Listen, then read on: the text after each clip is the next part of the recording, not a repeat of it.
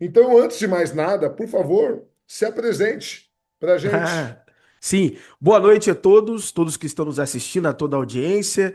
Meu nome é Carlos Alexandre Costa, eu sou bacharel em teologia. Recentemente fiz a minha pós-graduação em História e Teologia das Religiões. Sou dono do canal Verdades Ocultas da Bíblia, onde lá eu procuro fazer uma abordagem da parte histórica, crítica, arqueológica, exegética das religiões cristãs. Eu coloco religiões cristãs, né, colocando esse plural, porque existem vários tipos de cristianismos. Então, por isso que eu coloco que são religiões cristãs. Nós, no Ocidente, estamos mais acostumados ao cristianismo católico e protestante, oriundo da reforma de Lutero ou reforma luterana.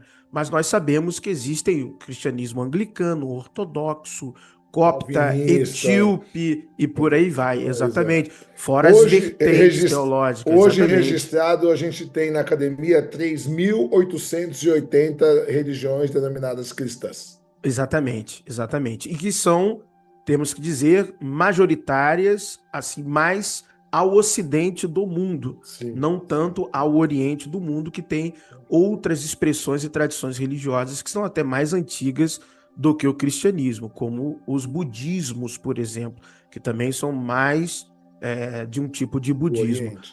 Isso, no Oriente. Então é extremamente importante. A pegada do Verdades Ocultas da Bíblia também se concentra bastante em religiões comparadas. Então, fazer esse trabalho de análise crítica, exegética, histórica, arqueológica e entender também o contexto das outras religiões, principalmente aquelas que são mais antigas que o cristianismo, torna-se mais, como é que eu posso dizer, lúcida a nossa visão sobre a Bíblia. A gente consegue entender as suas origens, as nuances das quais produziram os cânones que nós temos em mãos hoje. Infelizmente, a maioria dos especialistas, a maioria da literatura especializada sobre estes temas não estão em língua portuguesa, estão principalmente em inglês, alemão, francês, que é um ambiente acadêmico que tem um trabalho mais prolífero acerca destas análises. Então, no Brasil, nós ainda estamos meio que na periferia destes assuntos mais técnicos. Tanto que no Verdades Ocultas da Bíblia é um canal que tem uma expressividade dentro desse nicho que nós trabalhamos, mas internacionalmente falando, existem dezenas, centenas de canais que abordam a mesma temática que eu abordo no Verdades Ocultas da Bíblia, professores, mestres, PhDs. Então, assim, é um trabalho que é importante, porque dentro de um cenário internacional, tudo que eu venho falando já é de notório saber, tanto às vezes de cristãos, não somente de acadêmicos, mas de cristãos também. Até porque muitos destes especialistas dentro da academia são cristãos ou ex-cristãos, como Bart Ehrman. Então, assim, é muito importante o trabalho que eu faço, que é um trabalho de combate ao fundamentalismo religioso, que é extremamente perigoso em diversos âmbitos da vida, não somente da vida dita espiritual, né, ou do autoconhecimento, autodesenvolvimento, mas também da vida social. Porque, querendo ou não, a religião acaba moldando a nossa cosmovisão acerca de vários âmbitos da nossa vida. E vale dizer que você não é ateu. Não, não sou ateu. Eu não Não sou é. E ateu. eu sou ateu. Então por quê? Porque as pessoas geralmente elas acham que eu estou falando mal porque eu sou ateu, porque eu tenho raiva de Deus. E eu falo, gente, eu não tenho raiva de Deus, até porque não tem a menor lógica você ter raiva de algo que você não existe. É a mesma coisa eu É falar, eu tenho raiva do verdade. Homem-Aranha. Como que eu tenho raiva do Homem-Aranha, né? Eu tenho raiva do Batman. Entende? Então, assim, não tenho. Embora eu, agora como psicanalista, eu entenda que existem muitas pessoas que se professam ateus porque tiveram alguma birra com a divindade que acreditavam, né? Ou perderam um Hum, filho, ou, não, ou queriam muito alguma coisa e não conseguiram, ou a mãe morreu, ou ficaram doentes. E aí a pessoa começa a se dizer cristã. Eu tinha uma paciente que se dizia ateia porque tinha perdido um filho, e eu falei, você não é ateia, você precisa ir para a igreja, né, se reconectar com o seu. E ela, não, eu sou técnico, o seu tal, tal. Aí ela ficou grávida de novo, teve outro filho, aí agora eu vejo ela lá nos stories do Instagram, louvado Foi Deus que me Senhor, na deu. igreja. Foi Deus que me deu, é. Então, assim, bom, graças a você, o pessoal anda me chamando de pastor Chileno Gomes, né?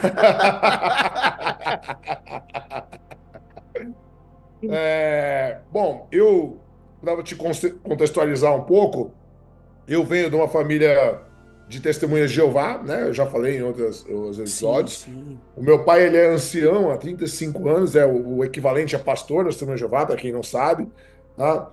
Eu fui criado para ser missionário, né? Então, eu aprendi a ler Hum, em casa com 5 anos de idade, porque eu queria ler a Bíblia. Então, a primeira vez que eu li a Bíblia inteira, eu não tinha nem 10 anos de idade.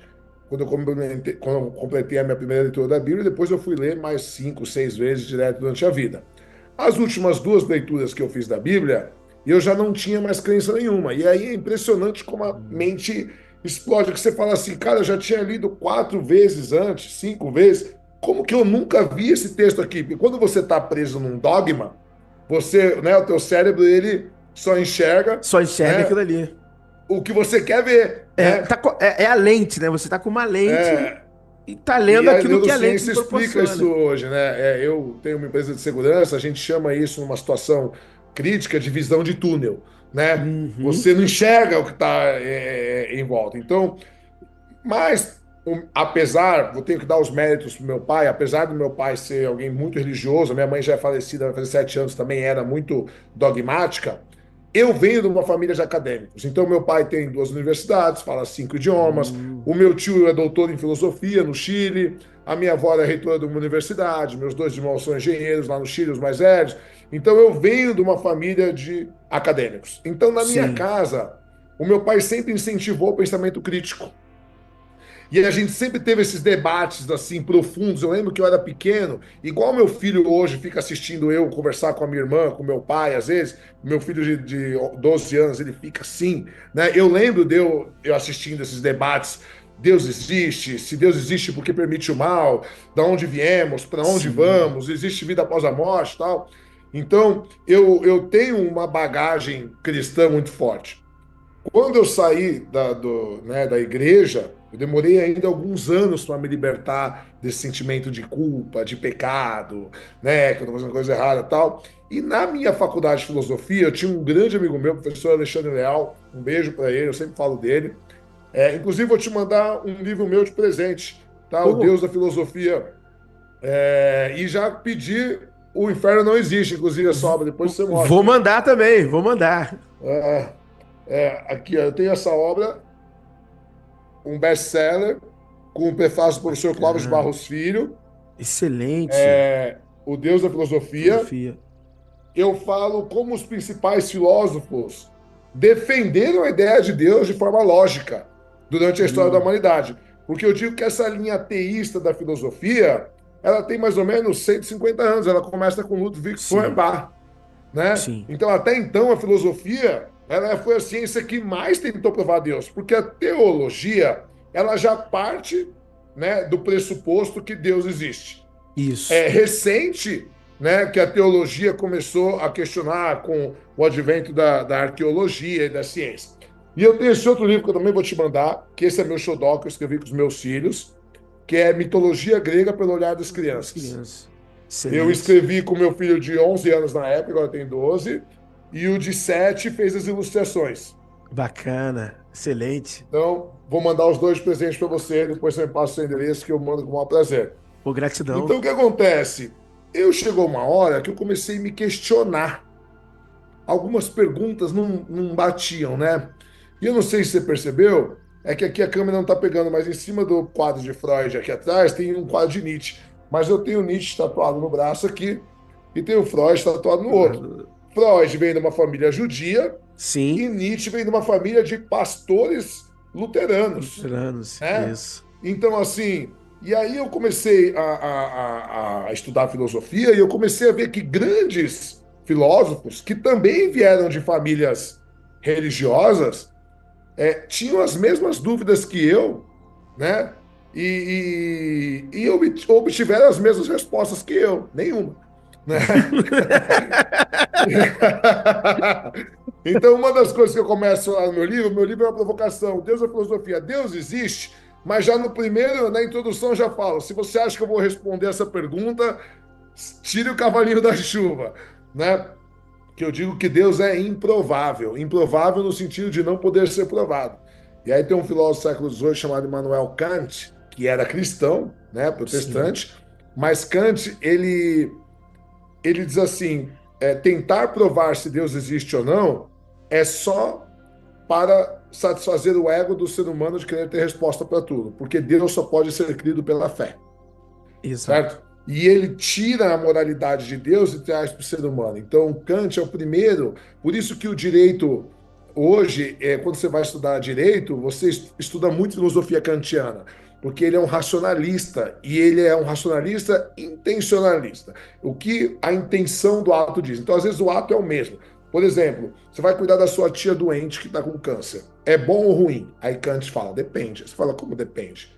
Não depende. Você está indo cuidar dela porque você realmente quer cuidar dela, porque você gosta dela, ou porque você está de olho na herança dela. Mas percebe que nos dois casos você está cuidando dela do mesmo jeito? Sim, Mas se sim. a intenção for ruim, para Kant você não é ético. Então ele tira a moralidade do campo metafísico e ele traz para a gente, né? Com o conceito de agir por dever e segundo a dever. Depois ele vai falar sobre verdade a priori, uma série de coisas. E aí eu queria que a gente começasse falando de uma coisa muito legal. O Novo Testamento, vamos falar do Novo Testamento, ficar mais fácil, né? A gente pode até marcar uma outra live para falar do Velho Testamento, porque eu Sim, gosto tanto do Mauro Biglino, que aí a gente vai ficar perfeito, umas muito 4 bom. horas falando. Esse você concordou comigo, né? Esse você concordou Ele é comigo. bom.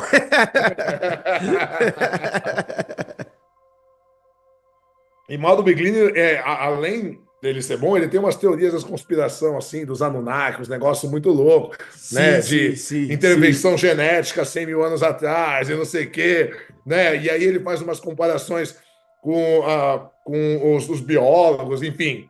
Aí é uma viagem muito louca também. Sim, Mas só para sim. contextualizar as pessoas, Mauro Biglini é um italiano que está vivo, né? Sim, Ele está vivo. vivo. Ele foi contratado pela editora São Paulo, que é a editora do Vaticano, para traduzir Isso. 29 livros do Velho Testamento, e falaram para ele assim: traduza da maneira mais fiel possível. E ele fez a tradução. Só que depois que ele entregou para o Vaticano essa tradução, ele escreveu um livro escrito: A Bíblia não é um Não livro é um livro sagrado. sagrado. Isso. E nesse livro ele diz que na Bíblia não existe o conceito de pecado original, não existe o Perfeito. conceito de Deus onisciente, onipotente, onipresente. Não existe o conceito de monoteísmo, não existe. E uma série de outras coisas ele vai falar, o conceito de inferno também não existe tal. Tanto que hoje ele é um cara ameaçado de morte, né? E aí o que ele começou a fazer? Ele começou a fazer eventos, palestras, ele convidava professor de teologia de línguas antigas do Vaticano, professor do judaísmo de Isso. não sei o quê. Quer dizer, e aí ele pegava os manuais de tradução e falava, olha essa palavra aqui, está escrito aqui ó, nos manuais, não traduzir por Deus. Aí ele pegava 2, 3 traduções da Bíblia e falava, Deus, Deus, Deus, por que vocês traduzem por Deus se nos manuais estão falando para não traduzir por Deus? O exemplo da Exatamente. palavra Elohim, né? Elohim Exato. é um plural de El, né? Então, e aí, tem outra coisa, quando a gente fala de idiomas mortos, são tudo suposições, né? A gente não pode ter certeza absoluta. Os maiores peritos também não têm certeza absoluta. Então a gente tem a ideia que era uma das traduções é ser superior, que poderia ser qualquer ser superior, e aí o Paulo Biglini acredita em seres superiores que vieram para cá. E tem outras traduções que denominam ela como nome de um deus que era o deus dos deuses, né? Um panteão de Isso. deuses, e Isso. Yahvé, que vai se tornar Jeová depois, e a Javé, né? Que é o deus do tetragrama, YHWH, ele era um deus pequenininho, né? De Isso. um povoadinho, e ele Isso não aí. tinha coragem de se meter a besta com os deuses dos egípcios, com os deuses dos babilônios, né? E ele foi ganhando espaço, por isso que ele era um deus guerreiro, Isso né? aí. Tem toda a história arqueológica muito bem já documentada por diversos especialistas em arqueologia do Antigo Testamento, região do Levante, Antigo Oriente Próximo, de como se deu essa ascensão de Javé. Um livro, uma literatura bem recente, de 2021, é o livro do professor Daniel Flaming, Yahweh Before Israel. Então ele consegue desenvolver a pesquisa desde o primeiro achado arqueológico, que é a inscrição egípcia do templo de Soleb e Amara Oeste, aonde ali você já começa a ver Iavá, que era o primitivo nome dessa divindade, dos Chasso, ou da terra dos Chasso. Que os Chassos eram uma tribo nômade das estepes ali do deserto, da região que faz fronteira ali com a Arábia ali. Aí, inclusive, ele tinha uma consorte, né? Ele tinha uma esposa. Que era de El e passa a ser dele, né? Era do deus El, do panteão cananeu, que é Asherá, e aí passa a ser de Yahweh. Inclusive, a origem do judaísmo ela era politeísta. Ela foi se tornar monoteísta a posteriori. Sim. Né? Até geneticamente, os israelitas são cananeus. Não é que houve uma miscigenação. Exatamente, a conquista. Eu falei isso um dia numa live, e aí você vê como o professor Rodrigo Silva, ele tem uma pregação dele que ele fala de um estudo que diz que os ateus conhecem mais da Bíblia do que os próprios religiosos. Mas eu falo, não é porque... É porque eu digo que geralmente os ateus eles são mais espiritualizados. Em que sentido?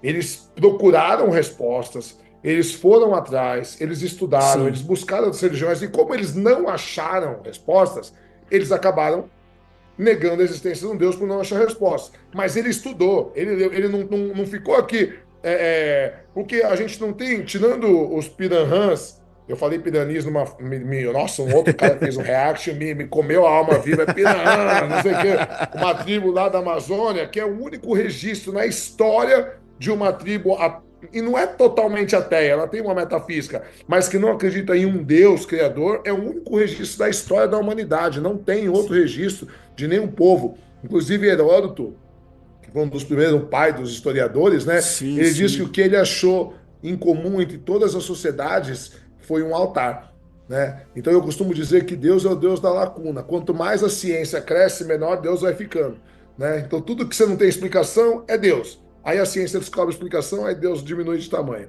Deus diminui de tamanho. Mas vamos falar do Novo Testamento. Senão a gente se perde. A gente já tá falando do Velho, vamos falar do Novo Testamento, que é a proposta. Bom, o Novo Testamento, primeiro que ele nunca existiu como Novo Testamento. Ele foi firmado, o códice, né? O cânone bíblico, só no concílio de Cartago, em 397, no quarto século. Certo?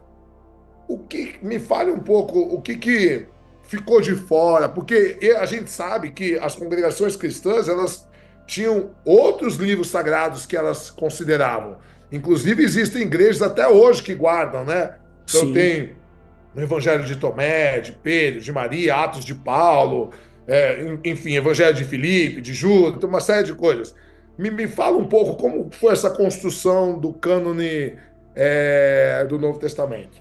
Sim, uma coisa que nós devemos de cara falar à audiência quando nós estamos falando de cânones bíblicos, que é cânones no plural, porque não existe somente um cânon bíblico. Ao longo da construção da história do cristianismo, nós temos hoje aproximadamente 10 Bíblias diferentes, com livros diferentes, inclusive livros que, em algumas tradições, são canônicos, e para nós, do Ocidente, protestantes brasileiros, são apócrifos.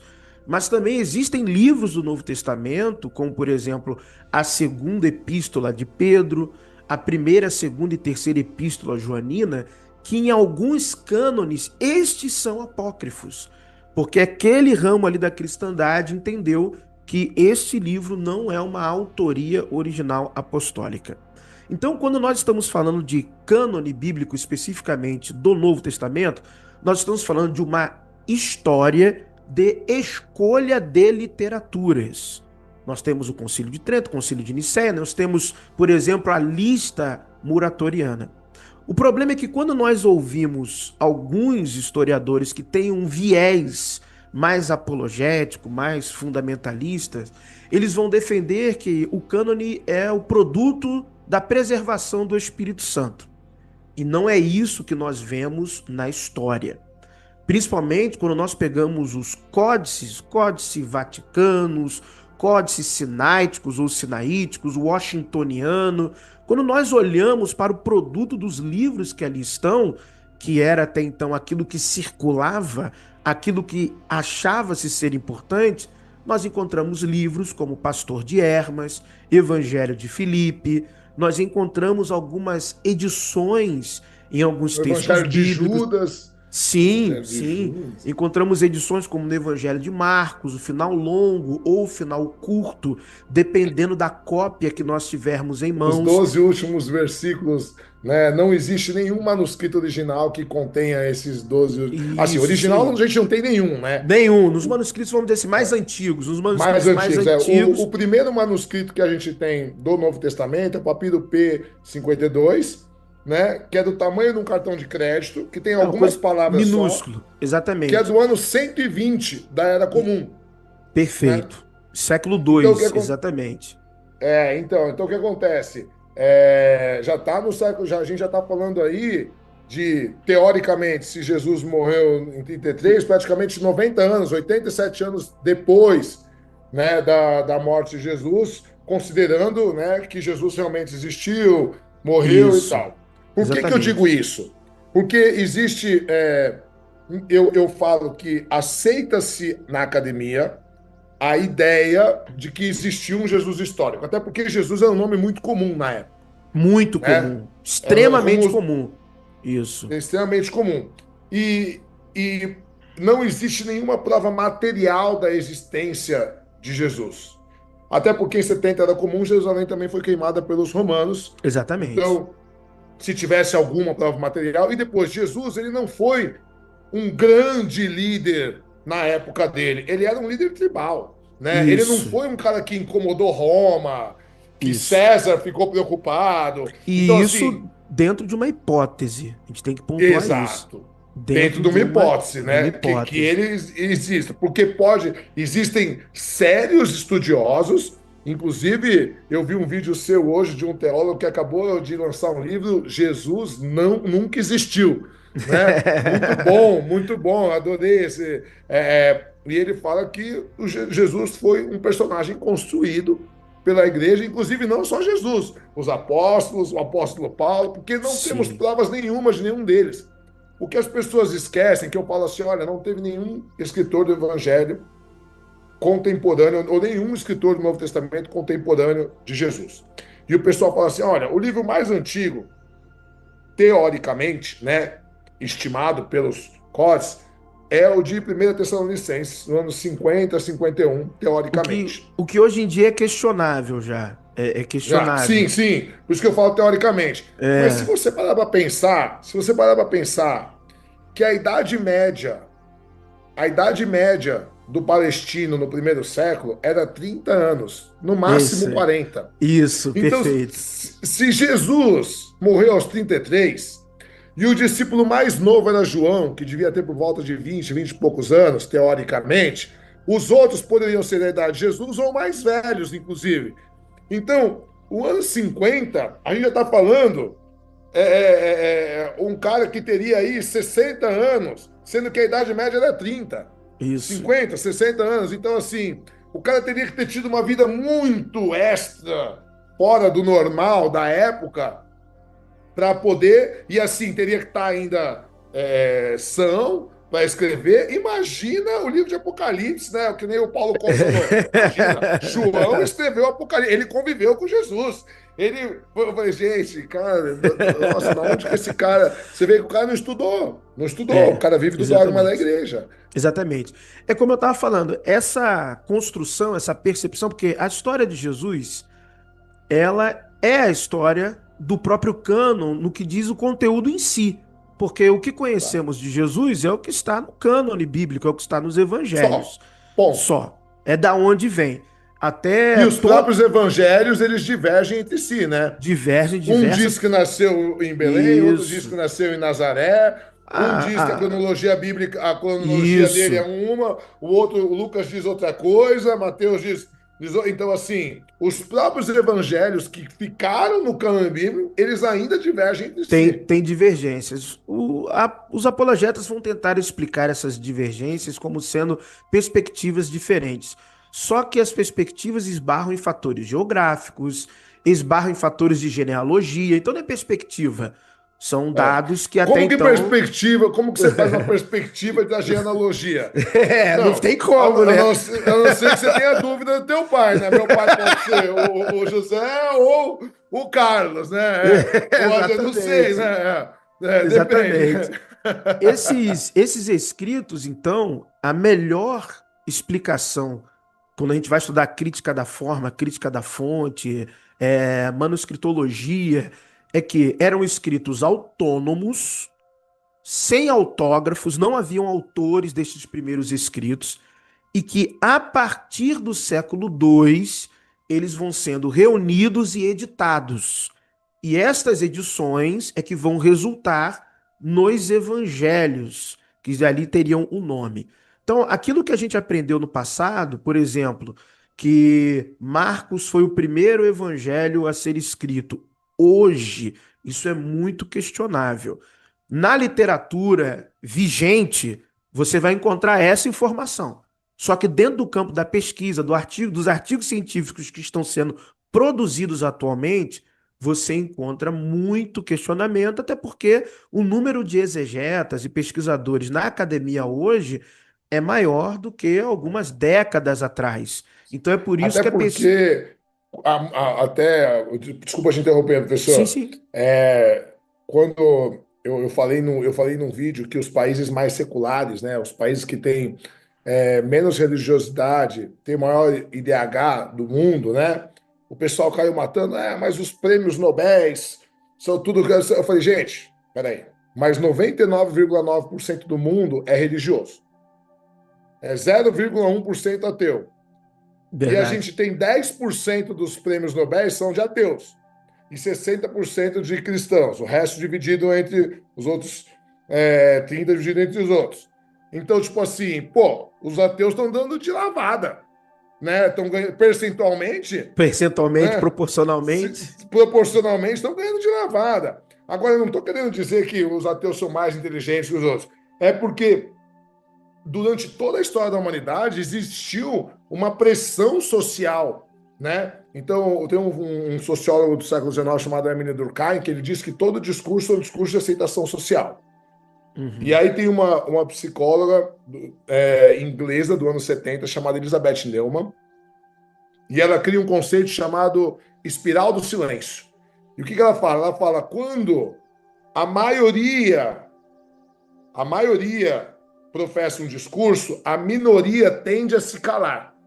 E com o tempo de ficar calada e ficar ouvindo o discurso, ela começa a proferir o mesmo O discurso da discurso. maioria, né, para poder se sentir incluída. Por quê? Segundo o Durkheim, né, Aristóteles já dizia, nós somos um zoom politicum, um animal político. A gente quer conviver em sociedade.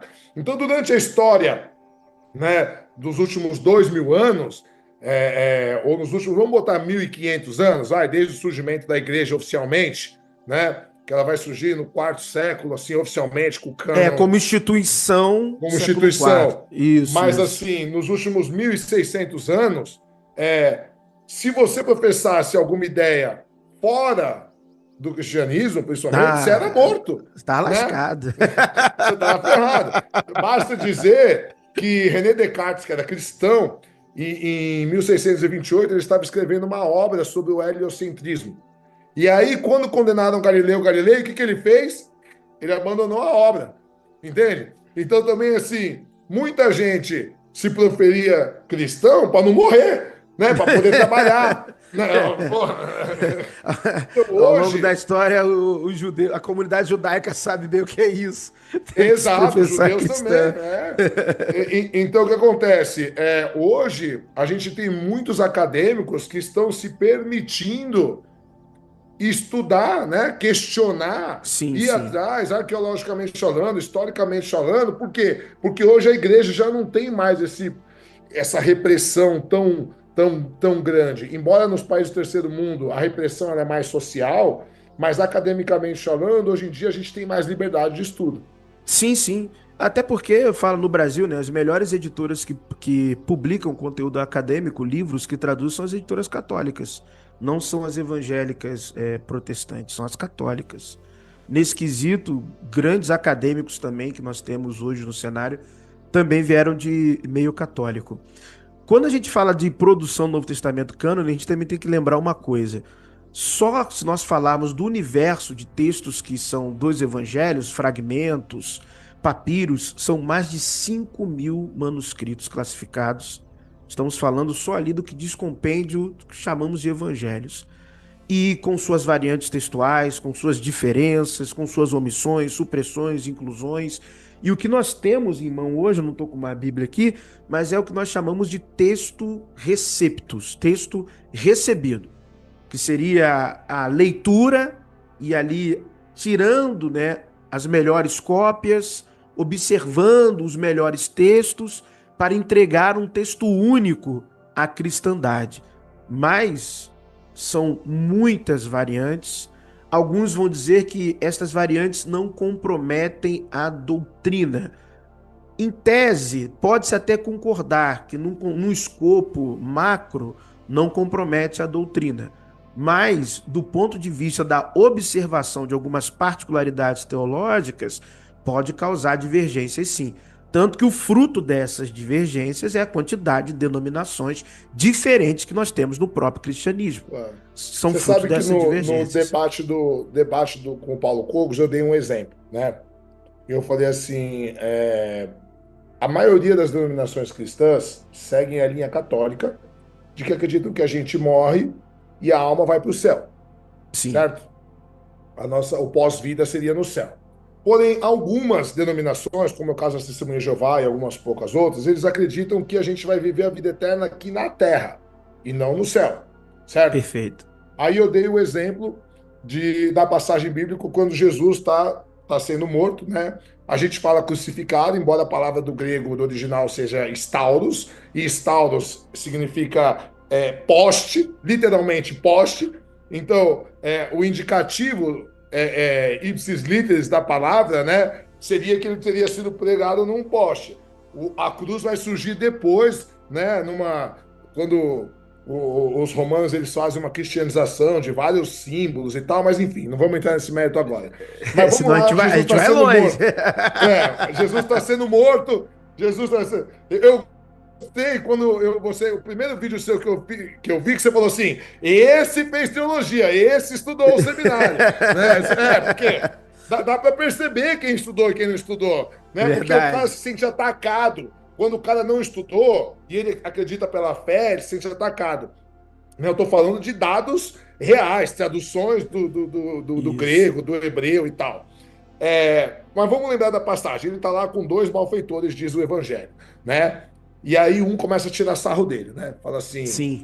você não é o rei dos judeus, né? Salve-te a ti mesmo, né? Você A não é nós, tal. desce dessa cruz aí. Pô, você não é o fodão, né? Então, meu, baixa aí. E aí o outro, diz o Evangelho, começa a repreender o outro. Falou, meu, você é idiota, por que você tá... A gente merece estar aqui, Isso né? aí. Ele não fez Este nada. E ele justo vira... nada fez, exatamente. Exato, e aí ele vira para Jesus e fala, Senhor, lembra-te de mim quando estiveres no teu reino. Aí vem a frase. Olha lá. Jesus vira para ele e diz assim, primeiro eu vou falar a versão católica.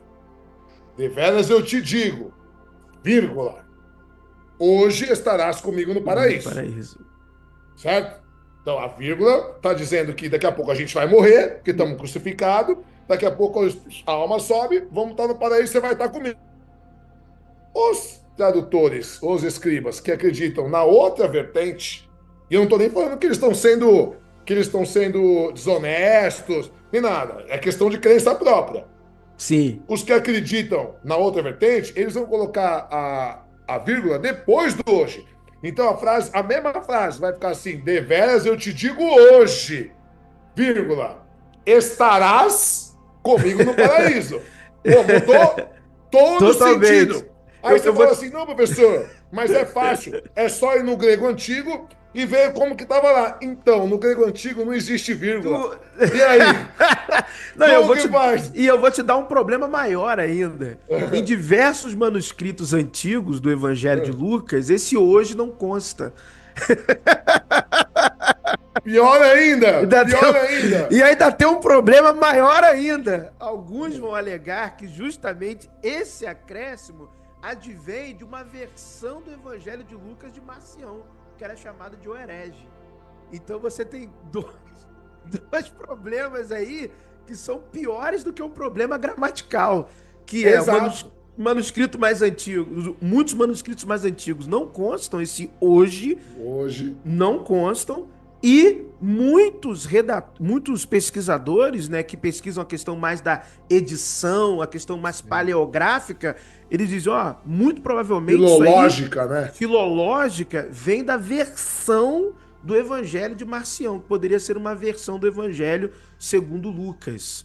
Então, quer dizer, ainda tem um problema. E esse é uma questão que ela é muito mais pujante no Novo Testamento do que o debate acerca da canonização. Porque a gente tem um problema sério com o Novo Testamento, que é a construção dele em si. O Novo Testamento, a história de Jesus, como ela foi construída, ela é apoiada quase que 100% em histórias que já existiam antes de Jesus. Então, histórias que são oriundos de apócrifos, e olha, que eu não vou nem adentrar ao contexto pagão agora. Vamos ficar só Não, a gente dentro pode do. falar dos contos órficos, a gente pode Isso. falar de. Como chamava o deus do vinho nos gregos? O Dionísio. Dionísio. A gente Exatamente. pode falar de Hora, a gente pode falar de Mitra, a gente pode falar de uma Exatamente. porrada de deus, né? Isso. Que os 3 dias de morte ressuscitados, a gente tem pelo menos uns 6, 7 deuses anteriores, Epopeia de Gilgamesh, Que tem um enfim. isso, que tem um significado. Mas dentro do próprio contexto da tradição do judaísmo do Segundo Templo, você tem o conjunto de escritos chamados apócrifos, que você contém diversos ditos Um de segundinho, Jesus. pessoal. Sim, sim. Judaísmo do Segundo Templo é depois da reconstrução do templo, Isso. após o cativeiro em Babilônia. Isso Tá? Só aí. para. É Até a porque, queda do Templo de Jerusalém. É. como o professor está acostumado com o canal dele, o pessoal que já acompanha, né? Então, assim, é a primeira live que eu tô falando. E, assim, de verdade, Carlos, eu não queria falar desse tema. Eu falei para minha social media um tempo atrás, eu falei assim: para de postar coisa de ateísmo ou de espiritualidade. Que eu sou professor de filosofia, eu sou psicanalista, eu fui professor de escola, eu fui lutador, eu quero trabalhar outros temas. Mas, cara, só me chamam para podcast, para fazer debate ateu, verso. Aí eu falei, não, quer saber? Toda essa Joga isso porra aí. aí, joga. Então, assim, então é o primeiro vídeo que eu estou fazendo. Fiz questão de convidar você, porque eu acho seu trabalho incrível. Então, pessoal, quem é Gratidão. do canal do professor, se inscreva no meu canal aqui, por favor. E quem é do meu canal, vai lá no Verdades Ocultas da Bíblia, quando terminar. Se inscrevam, assistam os vídeos, porque, assim, tudo que o professor Carlos fala, hoje a gente está batendo um papo, mas nos vídeos dele, ele mostra texto, ele mostra livro, ele mostra a origem dos estudos. Então, assim, é um teólogo comprometido, não é ateu, não é um cara que vai querer te convencer, mas vai te mostrar a verdade dos Isso escritos e aí. das comparações das religiões, que é a mesma proposição minha, mas tem pessoas que se sentem constrangidas por ouvir um ateu falando. Então tem a impressão que eu estou falando para denegrir a religião dele. Não, não é isso. Né? Não estou querendo diminuir a religião de ninguém. Eu só estou falando as verdades da academia, de quem estudou. E aí, por isso que eu fiz questão de chamar um Exatamente. teólogo que não é ateu, né? Eu gosto do trabalho para poder falar. Então, continue. Desculpa, professor, te Não, interromper. tu está certo.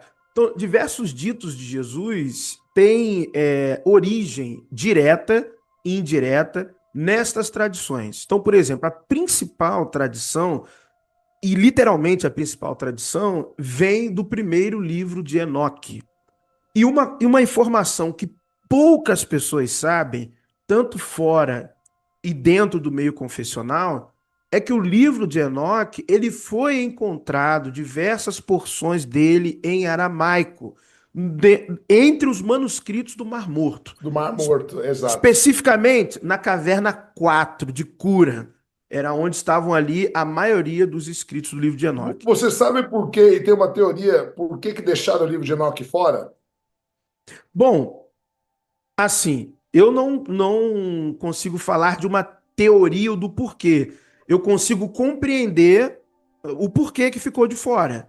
Eu consigo Eu vi um estudo um compreender. tempo atrás falando. Bom, ficaram vários de fora, né? Não foi só o Isso, livro de ficaram Enoque. vários de fora, Mas sim. assim, o livro de Enoque é um livro muito forte e um dos encontrados no Mar Morto. Então, assim, Isso. E muito usado. Ele foi muito usado pelos pais usado da por muitas, igreja. exato, pelos pais da igreja. Só que, inclusive, ele embasa até um pensamento de Santo Agostinho, de que dizia que Santo Agostinho dizia logicamente, né? Porque a ideia de Santo Agostinho para conquistar os pagãos era, já que eles não creem na Bíblia, vamos conquistá-los pela lógica. Busque Deus dentro de você, porque o sentido de eternidade que Deus te dá está dentro de você.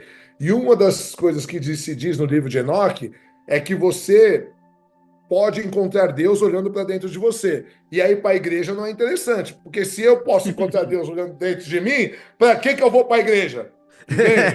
Então, E, uma. e é culpa de Agostinho também, do livro ter sido rechaçado. É culpa dele. Eu falo um pouco disso aqui no meu livro também, O Inferno Não Existe, sobre essa E eu temática. falo em todos os debates que o inferno não existe na Bíblia, nem o conceito, porque eu falo, vamos acreditar que tudo que está na Bíblia é verdade. Romanos 6:23 diz: o salário pago pelo pecado é a morte. Qual é a lógica de um Deus justo? Vamos supor que seja o pior crápula do mundo, Hitler. Hitler, o outro lá, ditador que matou sei quantos milhões, tal. O cara fez 60 anos de maldade aqui, 70, 100 anos de maldade, as piores possíveis. Mesmo um Deus justo, considerando que o universo hoje, com o James Webb, estão recalculando de 14,5 para 25 bilhões de anos, mas que seja, o universo, você não vai passar 100 anos no inferno, 500 anos no inferno, 1 milhão de anos no inferno, 50 bilhões de anos no inferno. Não, não. É a eternidade sendo punido. Qual que é a Exatamente. justiça disso? Por causa que, assim, Exatamente. tirando os primeiros 15 anos, 10 anos que você é criança, não tem maldade, mas que seja 100 anos de sacanagem aqui, qual que é a justiça de você passar uma eternidade pagando? Não tem lógica. Exatamente. Até porque inferno é uma tradução. É a palavra Exato. no português, genericamente, ela foi utilizada para falar de Hades, Geena, Tártaro e Sheol. É E isso aí. são quatro nomenclaturas distintas e que têm uma função interpretativa própria dentro dos contextos que foram Bom, colocados. Seol e Hades só varia o idioma, né? Que era Porque grego e Sheol é hebraico. hebraico, que é sepultura. É, que é sepultura e Hades também. Apesar de na mitologia grega ter Isso. uma outra contextualização, mas a Mas palavra no, ipsis mas, literis de mas no verdade Novo, mas no Novo Testamento, Hades não é utilizado para significa como falar. sepultura, como buraco que a pessoa Não, é tá pior, enterrada. chileno. É mitológico mesmo. No Novo Testamento é no sentido mais. Ah, é? A lá grega, a lá helenismo mesmo. É É, a lá helenismo mesmo. É no sentido mais mítico mesmo, as entendi. aplicações de Porque Hades. eu sei que Geena era referente ao Vale de Inon, que Isso, era no onde eram oeste de feitos. Jerusalém. Isso. Primeiro Ficava eram ali. feitos sacrifícios a Moloque das crianças, e Isso. depois virou um lixão e Isso, ficava perfeito. fogo, sempre tinha fogo e tudo que jogava lá. Então, quando se fala Geena, era uma ideia de destruição eterna, não era uma ideia de tortura eterna. É Não, porque, assim, não. se alguma coisa caísse na Geena, você não conseguia recuperar, Isso, era uma né? ideia de aniquilação, vamos dizer assim, né? Exato, Uma ideia exato. de aniquilação. O Geena trazia isso. E tem o Tártaro, que é aplicado na epístola de Pedro, e é só. Mas tudo ali é num sentido E o alegórico. tártaro grego não tinha nada a ver com fogo, sabe? O tártaro grego era gelado, né? A ideia era contrária, né? Era contrária. Então, quer dizer, e todo o imaginário que tem no Novo Testamento, ele também é oriundo do livro de Enoque. Você vê, assim, são muitos paralelos, versículos que as sentenças são as mesmas, o início das frases são iguais, as declarações são semelhantes. Então, Não, e se assim, você pega Provérbios, Salmos, e você pega os provérbios egípcios, você pega o Código de Sim, Hammurabi, sim, sim, tem transcrições que são literais, sim, sim, a mesma, sim, sim, sim, exatamente assim, sim. sem mudar nem pôr uma palavra, Sim, sim. né? Sim, sim, sim. Eu já fiz esse trabalho no Verdades Ocultas da Bíblia de colocar um texto do lado do outro. É o que você falou, a gente está numa live aqui, né? Mas lá no Verdades Ocultas É. da Bíblia, meu método de trabalho é o quê? É abrir o texto da literatura extra-bíblica e abrir o texto bíblico e colocar um do lado do outro e nós vamos ler juntos. Só que Essas. esse daqui tem prova que foi escrito 1000 anos antes Exatamente. a Bíblia supostamente começou a ser escrita, né? Isso aí. Como as tábuas sumérias, né? Que elas Isso. datam aí mais ou menos de 2000 e pouco, 2000 anos antes da Era Comum, né? Exatamente. E eu vou te falar o seguinte, ó, existe vamos dizer assim, um fetiche, né, pela literatura suméria e a literatura bíblica.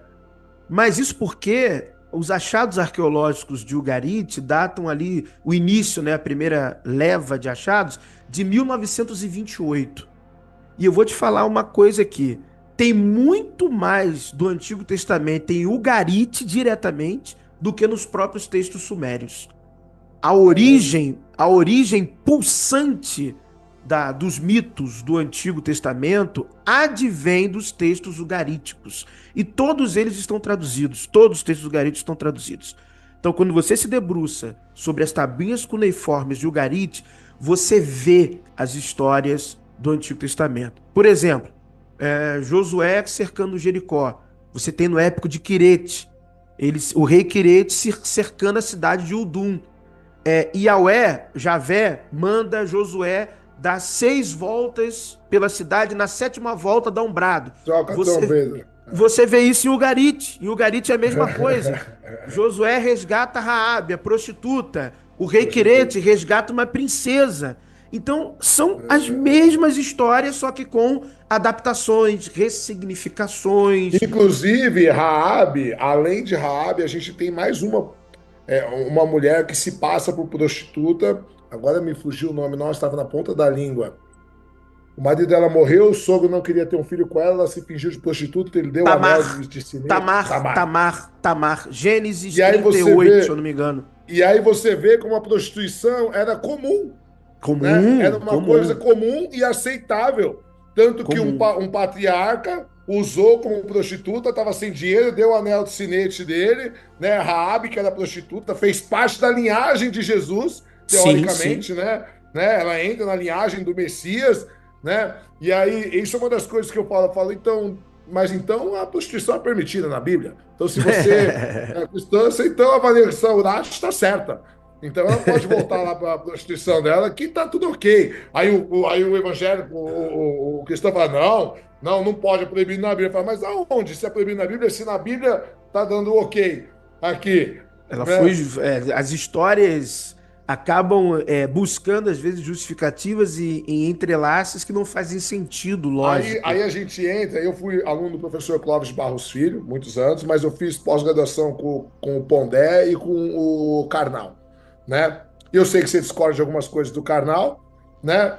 Mas o Karnal, ele fala uma coisa muito legal, que ele fala que para o brasileiro é um personal God, é um Deus personal, né? Eu escolho o que eu quero. É, Então, as religiões vão no Velho Testamento, né? Então fala, nossa, homossexualismo é pecado, vai morrer. Se você for gay, você vai morrer.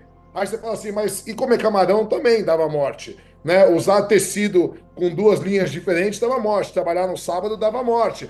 Ah, não, mas isso daí não. Isso daí, o novo pacto, Jesus aí é o rompeu. contexto. Mas Jesus não falou hora nenhuma de homossexualidade. Jesus não condenou ninguém, né? Aliás, inclusive, bom, bem lembrado, aquela passagem da mulher que trazem para Jesus, condenada por adultério, que querem apedrejar, e Jesus abaixa, fica desenhando com o dedo e Ah, fala: sim, quem não tiver João pecado, 8, sim, sim. atira. Não existe Não em tem, não nenhum tem. manuscrito. Não, ela Não. vai aparecer no século quarto só. Nos manuscritos Exatamente. antigos não existe. Exatamente, exatamente. Não consta nos manuscritos mais antigos, não consta essa Não passagem. existe. Esses fenômenos literários, né, de alguns vão chamar de transposição diegética, alguns vão chamar de ressignificação literária, mas a verdade é que os editores do Novo Testamento, eles eram escribas muito habilidosos, porque eles conseguiam ter essa capacidade de combinar tradições diversas textuais e atrelá-las à fala de um único personagem. Eu sempre falo, deixando bem claro para a nossa audiência, Jesus, ele é um personagem que ele está sendo construído na literatura totalmente imerso no conhecimento literário de alto nível do seu tempo. É porque Não, e como depois, nós... a posteriori, né? É a Isso, posteriori. Então isso, é muito mais fácil você encaixar, né? Ah, em tal lugar aconteceu isso, aquilo, isso porque é aí. um conto. Aí você pega os contos e aí depois você pega as religiões pagãs também, né? Porque Isso. para não perder o Império, Constantino ele cristianiza o Império, mas não é porque ele se converteu, né? Não, Então é porque primeiro a paga depois maioria já pagão. estava pendendo para aquela Porque direção. a maioria, as classes, porque eu falo assim, a ideologia grega dizia o seguinte: você tem que achar o seu lugar no cosmos, certo? Para você ser feliz, para você ser Isso, ético, para você ter uma recompensa, você tem que achar seu lugar no cosmos. O que os gregos chamavam de eudaimonia. Eu, do isso, prefixo grego, quer dizer bom, né? Tanto que evangelho seria boas notícias, só caiu o U, né? Boas isso, notícias. boa Então, nova, isso aí. eu é bom. E daimon é espírito, da onde vem a nossa palavra demônio. Isso. Então, eudaimonia seria um bom espírito. Você só alcançaria a felicidade, o bom espírito, se achasse lugar no cosmos. Se você nasceu para ser filósofo, se você nasceu para ser governador, se você nasceu para ser rico, cara, beleza. Tem lugar no cosmos, você achou lugar. Agora, se você nasceu para ser escravo, irmão, você nasceu para ser pobre, você nasceu, ó, o que você pode fazer? Irmão, você só pode ser o melhor escravo possível. É o seu lugar no cosmos. Aí, qual a grande novidade do cristianismo? Aparece um camarada lá e fala assim: não, Jesus, teoricamente, fala assim: não, não tem esse lugar no cosmos. Todo mundo é igual perante Deus. Melhor, Isso, todo mundo é filho de Deus. E isso. qual que era a recompensa dos gregos? Ah, sua matéria vai virar grama, saco de boi, maçaneta, né? E qual que é a recompensa do cristianismo? Pô, você vai viver eternamente com os seus entes queridos. Porra. Aí, E detalhe, né? Isso que o até eu que Cristo. sou mais bobo, né? Por isso que o cristianismo ele se dissipa na classe pobre de um jeito, né? Porque a classe dominante Isso. queria continuar dominante. Então a ideologia grega era linda. Você tem que aceitar seu lugar como pobre, que é o que acontece hoje na Índia, né? Nas castas. Eu tenho uma amiga minha que é uma puta advogada internacional e a empresa mandou ela para a Índia, num puto hotel 5 estrelas, e ela foi no restaurante, sobrou muita comida. E ela mandou embrulhar.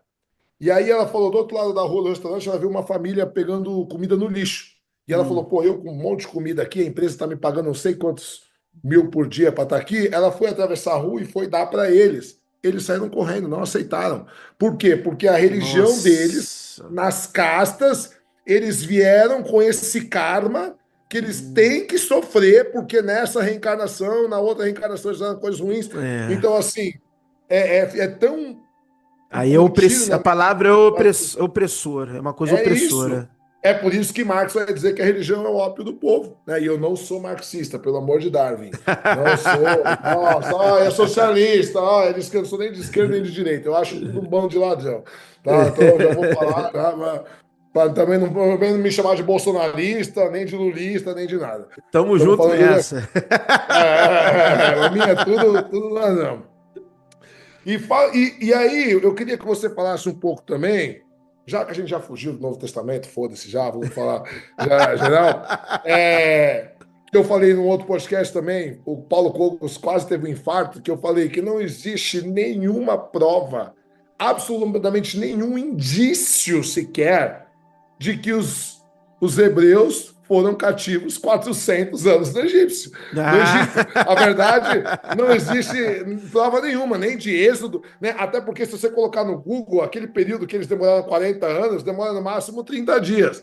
No Sim, período máximo, você curto. considerando 2 milhões, 3 milhões de pessoas, porque eram 600, 800 mil homens, mais mulheres, crianças, idosos, né? Então você Exatamente, imagina. exatamente, É, é, exatamente. teria que ter um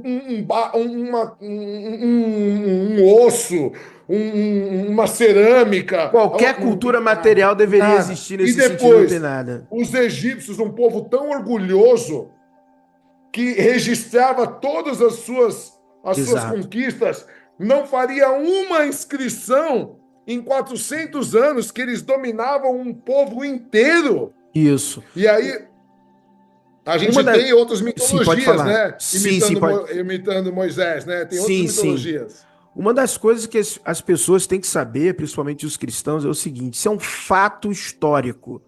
O Egito dominou o território sírio-cananeu durante 300 anos. Isso é um fato histórico. Então, entre 1460, 1470, por aí, até 1100 e alguma coisa, o Egito dominou o território sírio-cananeu, colocando guarnições, trocando correspondências, enviando funcionários reais, ocupando territórios, e isso tem achado arqueológico, tem documento. Um dos períodos mais florescentes da correspondência egípcia cananeia é o período da dinastia de Amarna, do faraó Akhenaton. Então você tem centenas de tabuletas de correspondências. Então isso é um fato. Esse seria o primeiro impeditivo.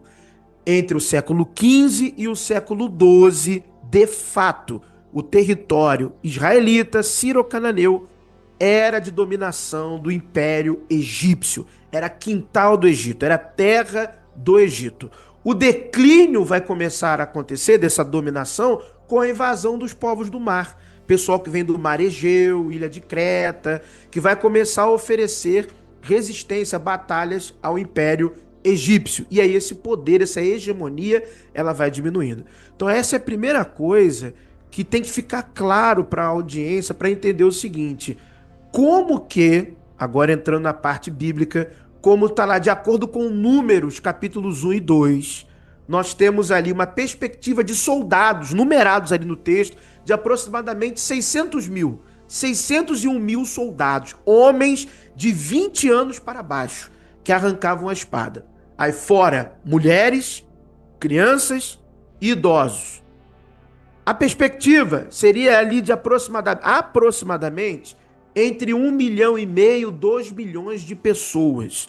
Só isso iria corresponder a quase a metade, alguns estudiosos vão colocar, de mais da metade da população do Império Egípcio.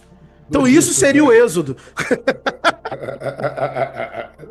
Não tem lógica nenhuma. Exatamente. Por isso que E eu isso falo, no, quando a gente. e isso no período, desculpa te interromper, isso no Não, período pode falar. em que a demografia, isso pesquisado, já verificado, a ocupação, a demografia da terra de Canaã, em alguns territórios, somando os melhores ali, chegaria a aproximadamente 200 mil pessoas. E nas melhores terras, 45 mil pessoas. Mas de tribos totalmente desassociadas entre si. Não era de tribos coesas que estavam adorando um único Deus, não. Tribos que tinham seus deuses, suas culturas, que tinham seus templos, totalmente diferente de uma cultura, vamos dizer assim, hebraica. Então, esse é um problema. Um problema. O outro Sem falar problema. que os cananeus, que teoricamente eram da Terra Prometida, né? Cananéia, terra que mana leite e mel, eles eram primos dos hebreus, né? Eles eram da mesma etnia, né? Ou Não, seja, eles estavam matando os próprios exatamente. parentes. Não, e a gente tem que falar, a gente tem que falar a verdade. Hebreus é um nome simbólico. Hebreus não existiram. Isso é um nome simbólico. É um símbolo. Hebreu é um símbolo. Não tem uma pedra, não tem uma inscrição arqueológica. Até esse momento, hoje, 2025, dia 15 de maio, não tem uma pedra, não tem uma inscrição, não tem nada que tenha o nome hebreu. Não existe nada que tenha o nome hebreu. Então, isso é uma. A rota do Êxodo, que está lá na Bíblia, era uma via conhecida, era uma rota ocupada. A rota era conhecida, havia guarnições naquela rota. Ou seja, ainda que os hebreus escapassem de Faraó, saindo ali do Mar Vermelho, ainda que conseguissem, eles passam por uma rota que era conhecida, que tinha guarnições egípcias. Então os egípcios viram e falaram: deixa eu passar. Não precisa não. Deixa metade do império embora. Deixa. Só quem faz o serviço. Só quem faz. Eu nunca trabalhei, então fiz trabalhar. Então, um outro problema. Os egípcios, eles registraram os Ixos, eles registraram os Apirus, eles registraram os Chassos, eles registraram diversos povos, os povos do mar. Eles registraram povos africanos, que a África, o Egito é norte da África.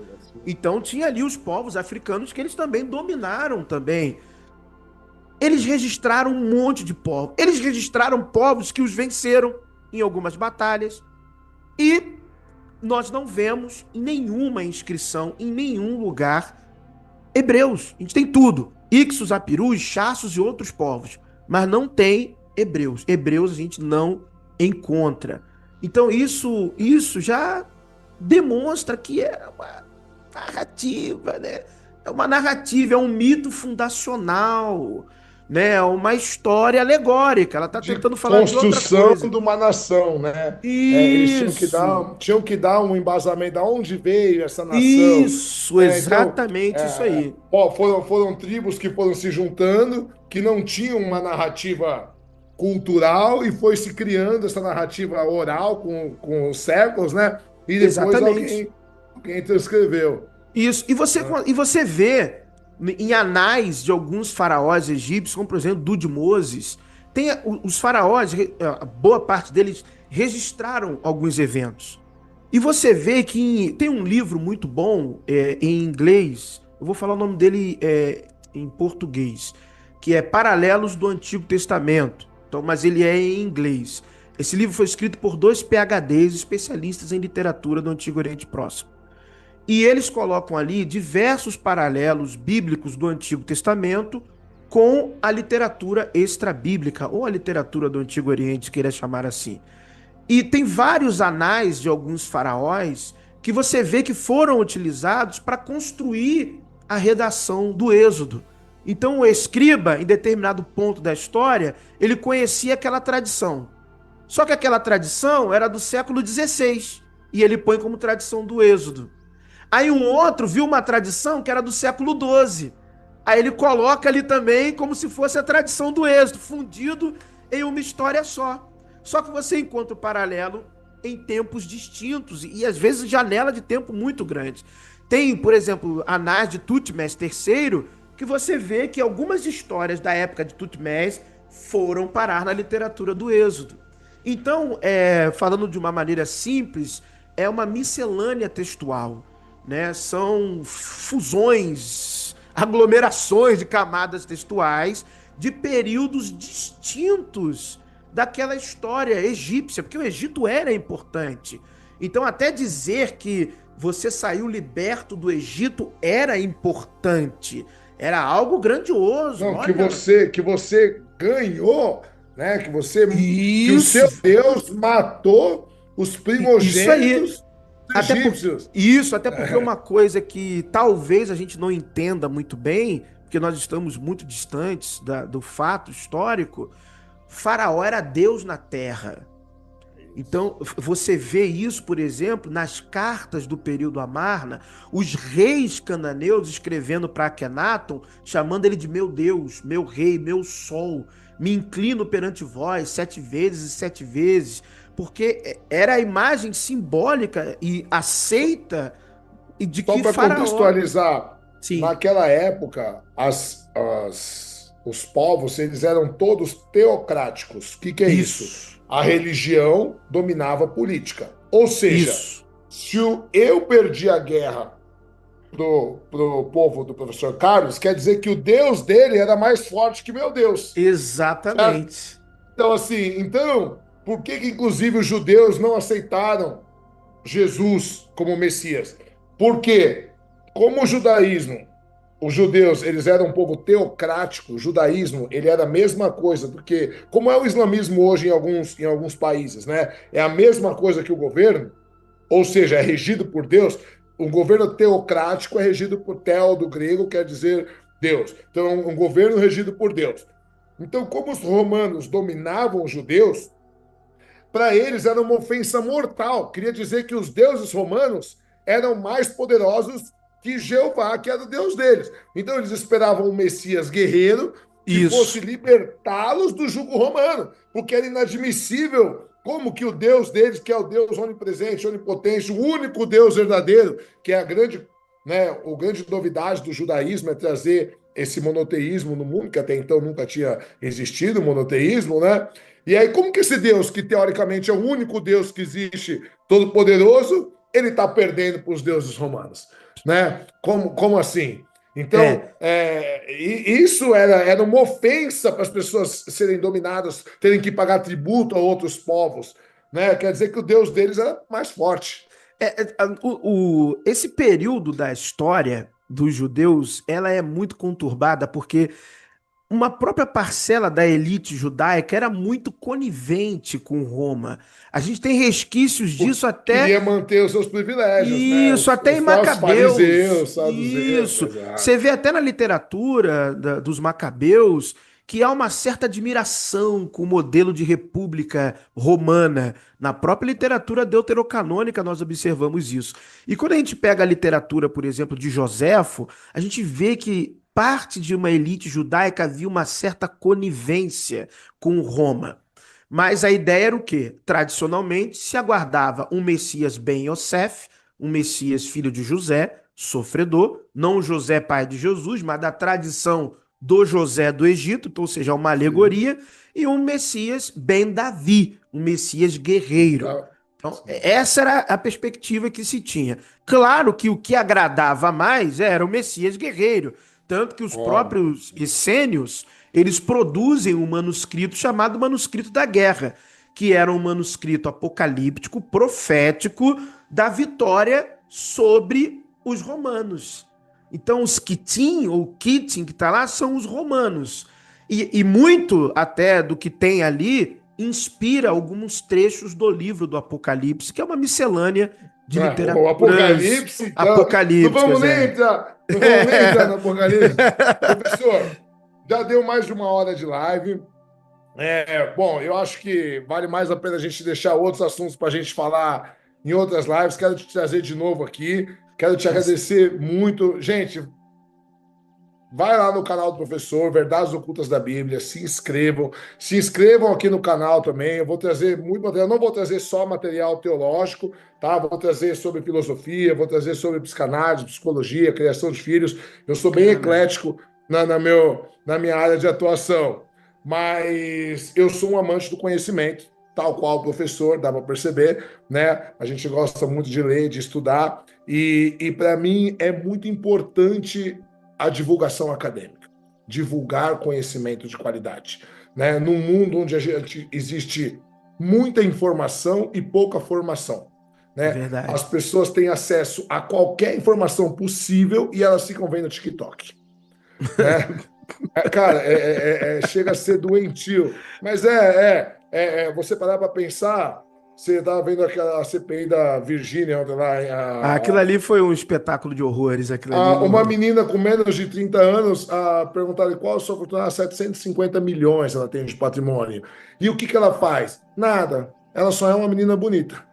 Só. E faz merchandising. O que ela agrega, né? E aí a gente vê pessoas como eu, como o professor Carlos, como uma série de outros, né? Na internet há tantos anos, estudando, né? Fez faculdade, pós-graduação, mestrado, doutorado, estuda, faz uma aula, entrega material de qualidade, e para a gente conseguir cada seguidor, cada 100, cada 1000 é uma, né? E a outra lá tem 50 milhões, a outra a outra do avião que não abriu a boca, fizeram o vídeo dela lá, a mulher, ela ganhou 2 milhões de seguidores, É, fechou contrato Brasil. com não sei quem, então isso é Brasil. Brasil. Mas mas, assim, eu fico muito feliz, honrado do professor Carlos ter aceitado o meu convite, falar que eu sou seu Eu fã, que, eu que tá? agradeço, eu que agradeço. E gostei muito gosto muito dos seus vídeos, adorei os reacts, conheci pelos reacts nos meus vídeos. Gostei muito. Muitas referências que você traz são novas, porque você se dedica exclusivamente a esse tema, Sim, né? sim, Então, sim, para mim é sim, muito sim. legal, porque fazia tempo, me obrigou a voltar a estudar. Eu peguei um monte de anotação antiga da minha faculdade, que fazia tempo que eu não via, que eu falei, também não posso ficar, né, tão leigo, né? Porque uma coisa é você conversar com quem nunca estudou, outra coisa é você conversar com quem estuda de verdade, né? Mas assim, muito obrigado, professor. Sim, sim. Ele está como Verdades Ocultas da Bíblia no YouTube, está como Verdades Sim, Ocultas da Bíblia no Instagram também. Vão sim, tem lá, uma prestigie. semana que eu abri o Instagram Verdades Ocultas Ah, da Bíblia. é? Eu, É, eu sou o uma contrário. semana. Assim, na verdade, eu tenho esse canal há muito tempo, mas eu nunca trabalhei. Estou começando a trabalhar agora. Faz 2 semanas que eu lancei o primeiro Ah, vídeo de verdade. entendi, entendi. Então você é o inverso de mim, né? Eu já tô É, um tempo aqui no é, YouTube e aí abri o Instagram tem uma semana. eu sou o contrário. Eu estou um tempo Contrário. trabalhando o Instagram, meu YouTube estava parado, e agora eu estou trazendo, tô migrando pro YouTube, porque a gente consegue ter mais espaço lá para Sim, você poder, sim. 1 minuto e meio no máximo para os views entregarem, você fica uma coisa muito desconexa. Sim, Professor, sim, quer sim. dar um recado pro pessoal? Quer falar alguma coisa? Fica à vontade. Sim, sim, quero deixar aqui a indicação, né, para vocês adquirirem o meu livro, O Inferno Não Existe. Ele está disponível na Booktwo, na Amazon e também no Clube de Autores. Foi um ano de pesquisa que eu dediquei a este tema, com fontes, referências bibliográficas. É uma jornada, né, acadêmica sobre os submundos na antiguidade, até nós chegarmos ao período bíblico neotestamentário. Então é uma obra assim que deu um trabalho de fazer, mas que eu tenho certeza que eu entreguei um conteúdo de qualidade aí, falando do ponto de vista literário. Chegamos a 27 mil lá no canal Verdades Ocultas da Bíblia, Oh, legal, muito bom. somos uma família lá, 27 mil inscritos. E cada dia mais eu estou feliz porque o canal tem me dado a possibilidade de conhecer pessoas fantásticas, maravilhosas, pessoas como você, né, que abrem espaço para a gente estar Obrigado. conversando, trocando ideia francamente. Eu sou uma pessoa que eu estou dentro da religião, mas eu separo muito bem as coisas, né? Quando eu estou como profissional da teologia, eu tenho que falar o que realmente são os textos, o que realmente é a teologia, a origem bíblica, os relatos bíblicos, não só do cristianismo, mas de outras religiões também. Teve uma época que eu falei muito de Islã lá no canal, falei muito de budismo, eu falei uns 3 meses seguidos só de zoroastrismo, que eu estava tendo contato Legal. com os livros da professora Mary Elizabeth Boyce. Então, é uma coisa que são trabalhos que eu gosto de fazer, de entregar conhecimento. E sempre trabalhando diretamente com fontes primárias, depois aí sim as fontes secundárias, as referências bibliográficas. Mas analisar cultura material, documentos históricos, é uma coisa que eu me sinto bem fazendo e entregando esse conteúdo para o nosso público, para a nossa audiência. Para mim é um prazer enorme, sou fã do chileno, acho que ficou claro nos meus reacts, né? Obrigado. Ficou muito óbvio, né? Bem Obrigado. perceptível. É recíproco, é recíproco. Bom, pessoal, quero agradecer. Quero pedir para vocês indicarem tanto o meu canal, né, Chileno Gomes, indiquem para amigos, para conhecidos, tal, e o canal Verdades Ocultas da Bíblia para quem é honesto intelectualmente. Por que que eu virei fã do professor Carlos e a gente sentiu essa sinergia entre a gente? Por causa da honestidade intelectual. Entende? O que ele falou é isso. Eu sou ateu, ele não é ateu, ele é ateísta, mas a gente se prende aos fatos que são reais. O que diz a academia, o que diz os achados arqueológicos. Se o dia de amanhã acharem referências que contradizem o que a gente diz, né? Referências, mas a gente vai vir aqui e vai falar, olha, novos Exatamente. estudos estão dizendo tal. Isso chama honestidade intelectual. Então, Exatamente. por favor, não encarem como um ataque, não estamos atacando a fé de ninguém, não estamos atacando a religião de ninguém, não sou contra o cristianismo, muito pelo contrário, eu acho que eu sou um fã de Viktor Frankl, né? Ele é uma linha da psicologia que fala sobre o sentido da vida, e ele tem um livro muito famoso que chama Em Busca de um Sentido, mas tem um outro que diz que se chama A Presença Ignorada de Deus, que ele fala como para algumas pessoas a fé, a religião, Deus é essencial como um sentido na vida, né? Então eu não acho ruim. né? Eu tenho amigos meus que os caras eram perdidos, drogados, só faziam merda, envolvido com crime. Quando os caras acharam a religião, encontraram Jesus, os caras são pais melhores, são seres humanos melhores, são maridos melhores. Então eu quero mais que eles sejam religiosos, eu quero mais incentivo, mesmo eu particularmente não acreditando. Por quê? Porque eu acredito que é um direito de cada um, né, ter a sua fé. Então, por isso que eu fiz questão de trazer o professor Carlos, que é um cara honestíssimo intelectualmente, é um cara que não é ateu, porque seria fácil trazer outro ateu, falar, um ateu trazendo outro ateu, né? Então, eu trouxe um estudioso de verdade, um teólogo que é pastor, né? Sim, Que é sim, pastor, sim, estou e pastor há 10 anos, sim, sim. mas é um cara honesto intelectualmente, certo?